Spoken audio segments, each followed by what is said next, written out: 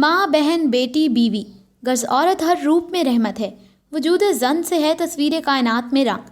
پاکستان سمیت دنیا بھر میں خواتین کا عالمی دن آج منایا جا رہا ہے۔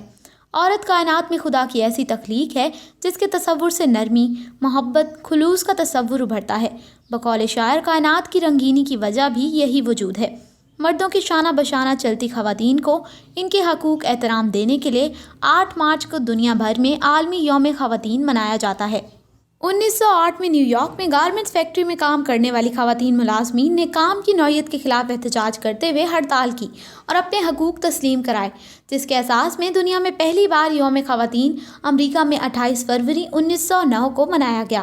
اس دن کو منانے کا اہتمام امریکہ کی سوشلسٹ پارٹی نے کیا، تاہم بعد میں اقوام متحدہ نے 1975 میں باقاعدہ طور پر 8 مارچ کو عالمی یوم خواتین کے نام سے منسوب کر دیا، جس کے بعد سے آج تک ہر سال 8 مارچ کو دنیا بھر میں خواتین کے حقوق اجاگر کرنے کے لیے یہ دن منایا جاتا ہے۔